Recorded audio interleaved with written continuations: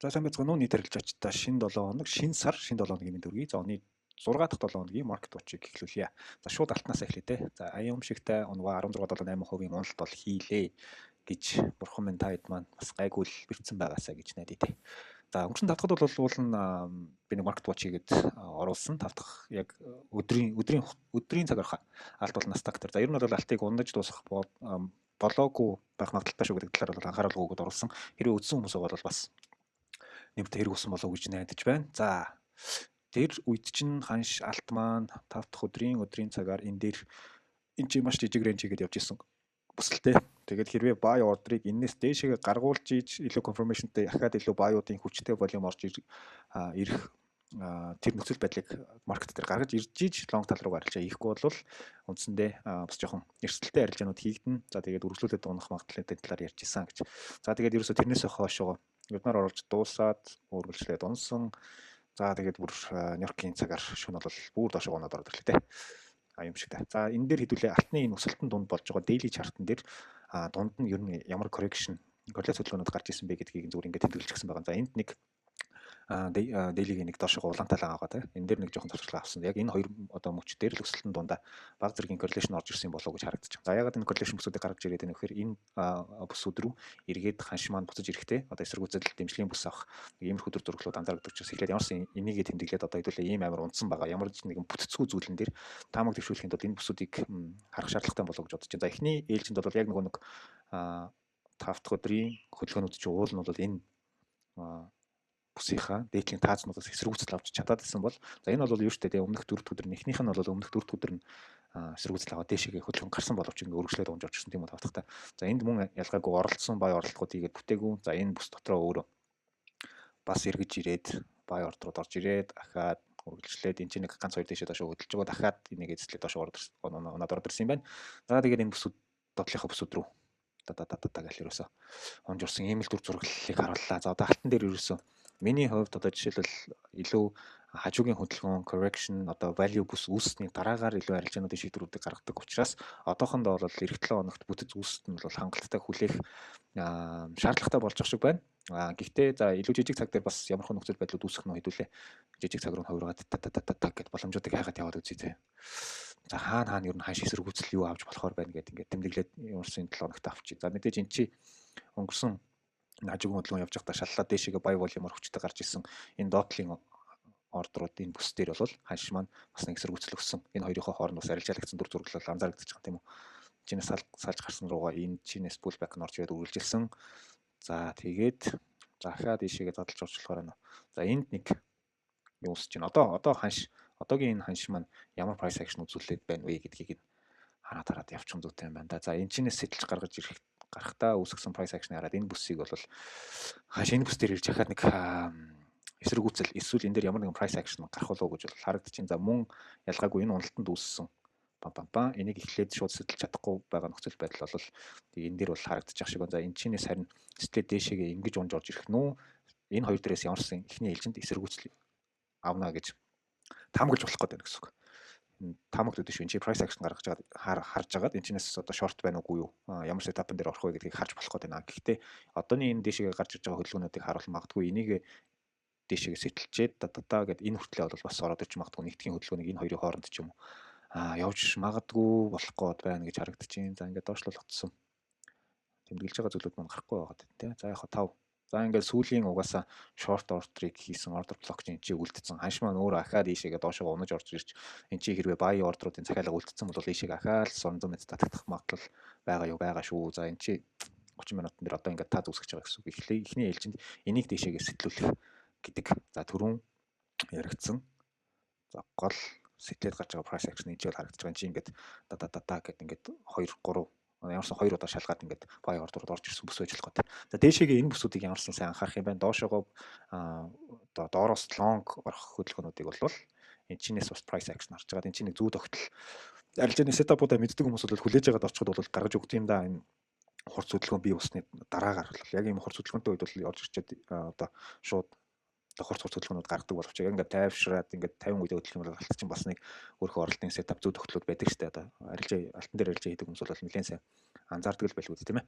Тийм нөхцөл байдлыг гаргаж иж энэ доороос нэг үзэх юм байна. За эргээд ханшийг доош нь дарах буюу дээшээ гаргах сонирхолгүй бүсүүд чинь зах зээл дээр энэ хоёр бүс ихний ээлжинд байхаар юм шиг байна шүү. Жижиг цаг дээр 5 минутын чарч үү те.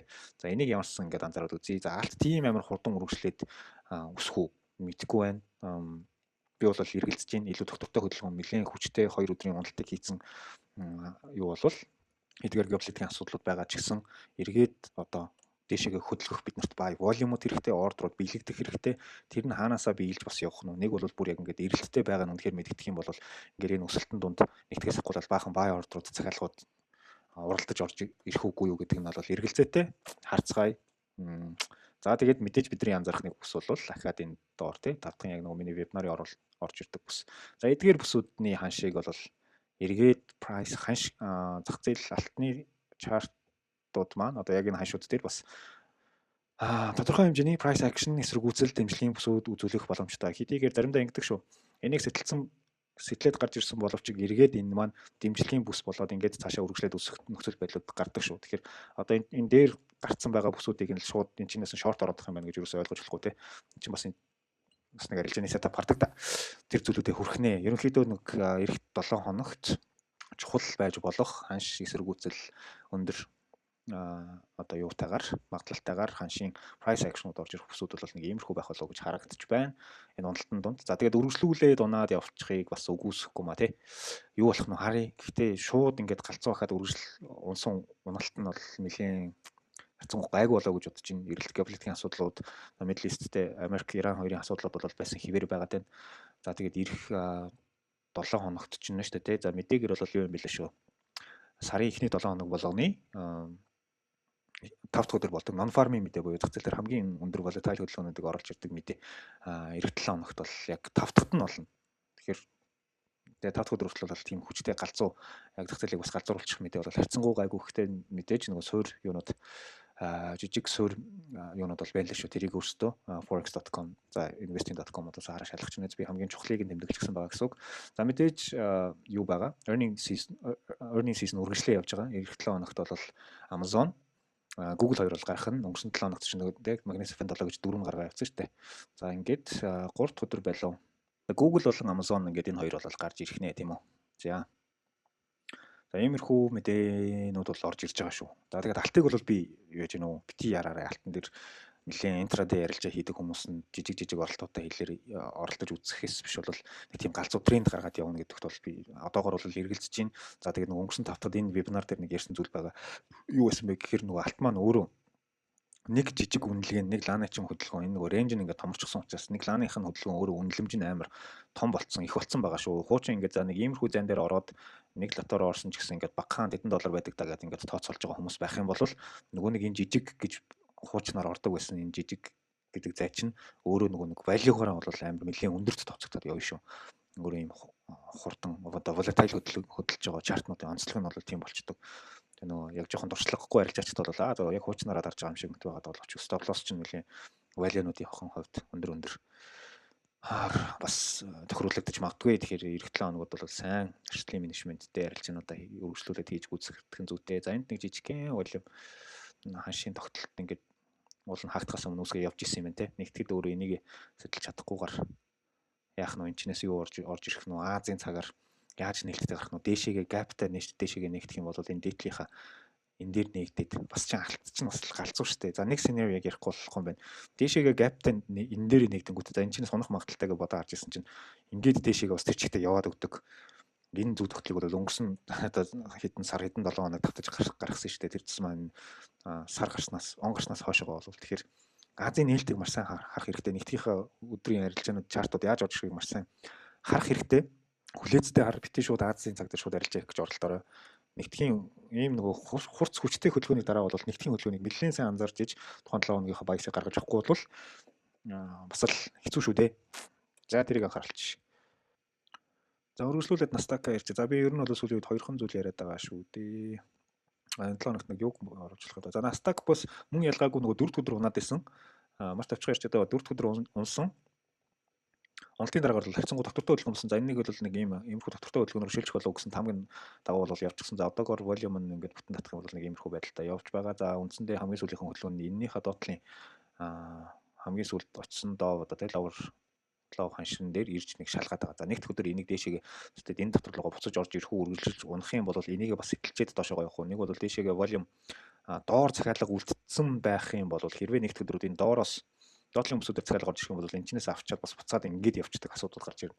Тэгэхээр мөн ялгаа байхгүй. Одоо ингээд шууд тэг нэг гэж хэлэхэд хэцүү. Маргааш нэгтгэхийн хөлгөөнүүдийг яаж гаптай гарч ирэх нь яаж гарч ирэх нь гэдгийг бол нэлээд сайн анзаарах хэрэгтэй гэсэн үг. За Nasdaq-д бол том чартаар нарчих юм бол за ингээд волюм одоо бид нар чинь нэг энэ бүс дээр ингээд нэг юм хараад байгаа тийм энэ таазан дээр сэтлэх юм бол дээшээгээ тэмүүлээд за энэ ол тайм ханш руугаа ингээд тэмүүлээд очих магадлалын талаар ярьж байсан бол өнгөрсөн 7 хоногт тэр манд биелсэн харин эсрэгээр ингээд доошоо гоноод ороод ирсэн шүү дээ.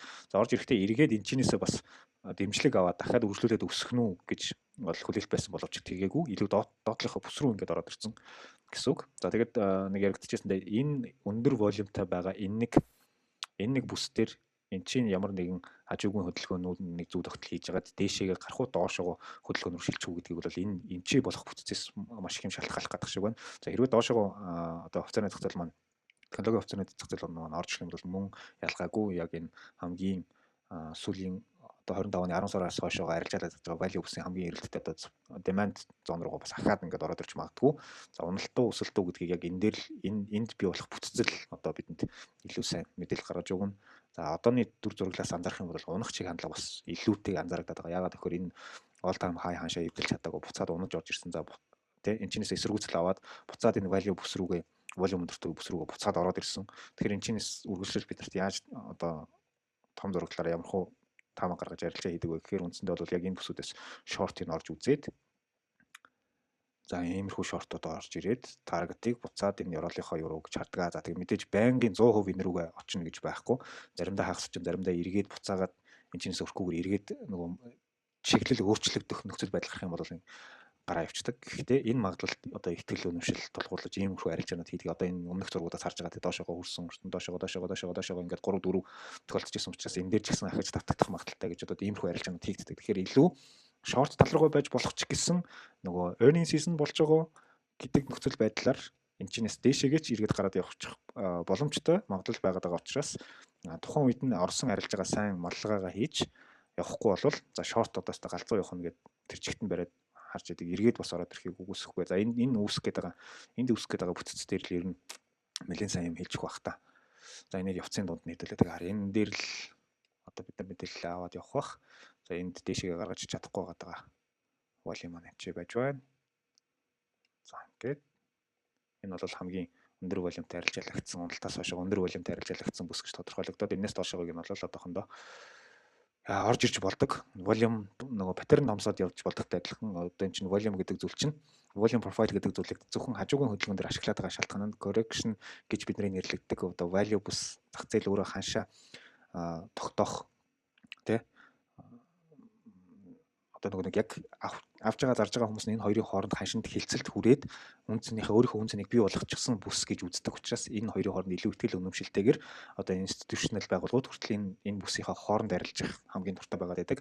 Тэгэхээр нөгөө smart money буюу хамгийн их мөнгө хаана арилжаалагд чинь тэнцэнэ бид нар бас дагаж хийдэг ийм логиктой арга барил ашигладаг учраас энийг мэдээж хүлээнэ гэсэн үг. Энэ мэдээж нөгөө томордог гол төрөний хэлэх гээд байгаа шалтгаан үндсэндээ паттерн томроод явцдаг штэ тэрнтэй адилхан энэ бүс бол ялгаа байхгүй томорно гэсэн юм чи одоо паттерн гэж харах юм бол паттерн value бүс тий value area гэж харах юм бол value area өөр нэршилтэй л гэсэн үг арай өөр логикоор нь л бид нар арилжаа хийж шийдвэр гаргаад байдаг гэсэн үг зарим нэг нь одоо гэдэг тий ингээд паттерноо зурч идэг бол одоо гэдэг энийг илүү тий налуугийн биш өөр өнцгөөс нь бид нар хараад байна шүү дээ.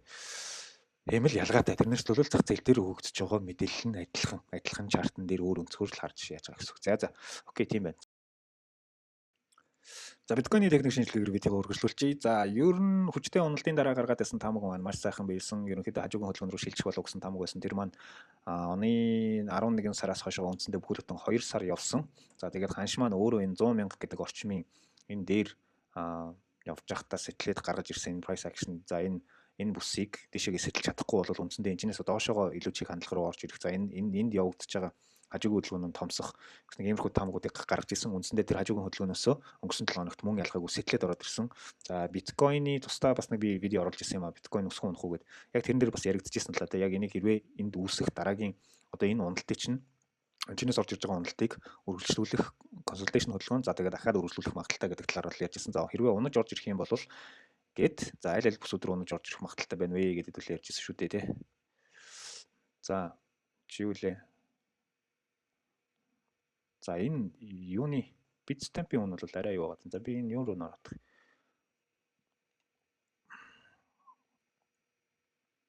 За ер нь тийм ээ тий. Энтэйг адилхан юм. За унах юм бол энэ бүс за энэ за энэ тийм value area дээр явж исэн энэний таац нь өөрөө энд байгаа юм байна гэж ярьж исэн тийм ээ. Тэгээд өмнөх бүсүүд чинь өөрөө энийг ир шалгаж исэн юм байна.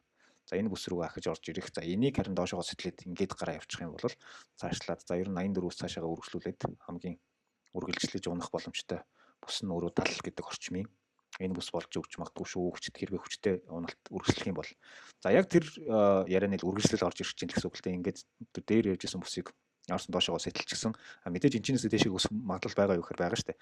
Гэхдээ би зүгээр энэ чи унал үргэлжлэх юм бол дахиад дантаа хүчтэй энэ бүсүүд рүү. За магадгүй зарим нэг тохиолдолд нэг хүчтэй дэшигээр волюм хадгалагдчихийдэг бүс маань энэ нэг value zone-ийн зарим нэг point of control буюу хамгийн өндөр арилжаа хийгдчихсэн бүс гэд том зураглал дээр л энэ бүс ажиллаад явах тохиолдол байдаг шүү. Энийг бас давхар тэмдэглэж 78 гэд. За нэг ийм бүсүүд рүү унж орж ирээд эргэж өсөх магадлал бол байна. Гэхдээ техник шинжилгээнийхээ энэ дээрээс унж орж иж байгаа нөхцөл байдлыг харах юм бол ингээд үргэлжлээд ямарсан унана гэсэн таамаг дэвшигдэт байгаа юм. Гэхдээ эн чинь бас өсөж болно шүү дээ, тийм ээ. За өсөх талаар хэлээ яри. За энэ чи бид нарын нөгөө ярьж исэн short buy 2 цаг яны тэмдэглэгээнүүд байгаа дах шүү. Хэрвээ би биткойн дээр арилжаалдаг бол ямар нөхцөл байдлыг хүлээх вэ гэхээр энэ дэшигээ хүчтэй энэ бүс рүү орж ирээд ахаад эн чи ордер блок үлдээж таарж байгаа. За одоо жишээлбэл яг энэ дээр ингээд ер нь үлдээсэн байна л да тий.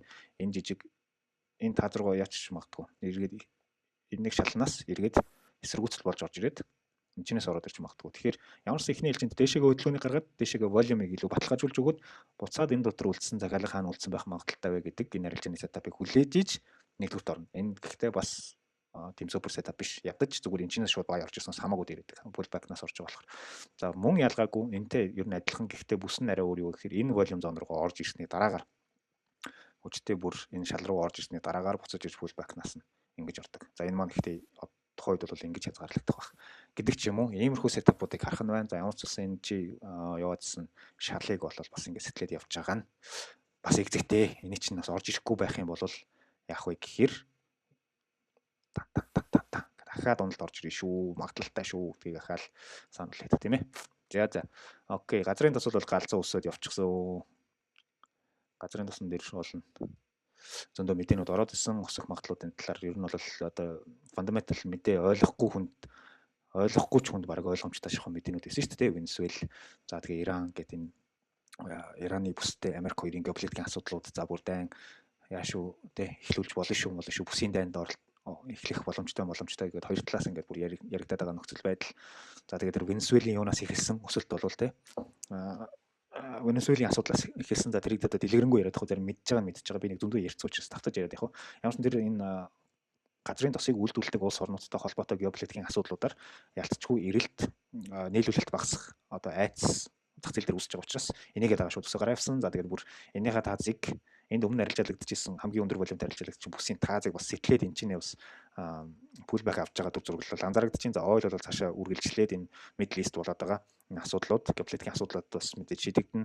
Гэхдээ ерөнхийдөө бол газрын тосон дээр нийлүүлэлт 2026 онд бол харьцангуй нөгөө өндөртэй илүүдэл нийлүүлэлттэй байгаа учраас яг бодит зах зээл дээр бол нийлүүлэлт бол харьцангуй гайгүй байх. Мэдээж энэ бол нөгөө ийм мэдээгээр одоо мэдэн дээр памп хийж ханшийг өсгөж унгаж явуулах сайхан одоо завшаан болж байгаа тийм энэ нөгөө смарт money их хэмжээгээр мөнгө удирдах энэ зах зээлийг хөдөлгөж байгаа хүмүүсийн хувьд бол тэгэхээр бид одоо тэр хүмүүсийн гаргаж өгч байгаа урсгалыг л дагаж хөдлөх хэрэгтэй гэсэн үг.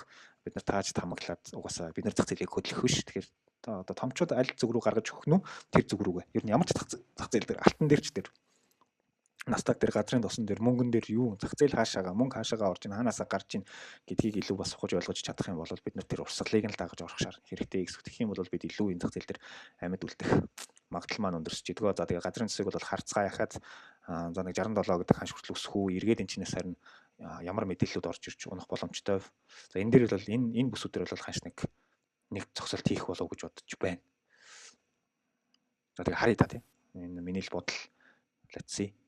Эх 7 хоногт энийг апдейтлээд явчих. Одоохондоо тийг ингэ гэж 100% юм ярьж байгаа юм шиг юм яриад. Яг хөө за ингээд үндсэндээ дуусчих шиг байна. Bitcoin, oil, Nasdaq алт ярьлаа. За юуны хувьд бол доллар индексийн хувьд бол тий эргээд жоохон баг зэрэг өсөлт гаргаад ирсэн. Энэ нь бас алтын уналтанд өнгөрсөн 7 хоногт мэдээж нөлөөсөн байж дараа энэ бүсээс доош сэтэлчээд буцаад сэтэлсэн бүс хүртлээ ингээд татаад ороод ирсэн юм байна лээ. За окей. Тэгээд эх week 6 шинэ сар эхэлж байгаа, шинэ 7 хоног эхэлж байгаа бүгдээрээ амжилт хүсье. Хэрвээ анхнаас нь өөрийнхөө арга барилыг суралцаад ментор хэрэгтэй, өөрөө ямар алдаа гаргаад байгаагаа мэдгүй, тий community-д орж ирээд менторс зөвлөгөө аваад явах сонирхолтой байх юм бол Nomad Traders Academy School платформ дээр байнгын ажиллаж байгаа шүү. Тэгээд мэдээлэл авах линкүүд бол энэ видеоны доор байж байгаа. За тэгээд эх 7 хоногийнх нь арилжаанд нь бүгдээрэнд амжилт хүсье. Баярлалаа, баяр та. Эх 7 хоногт уулзцгаая.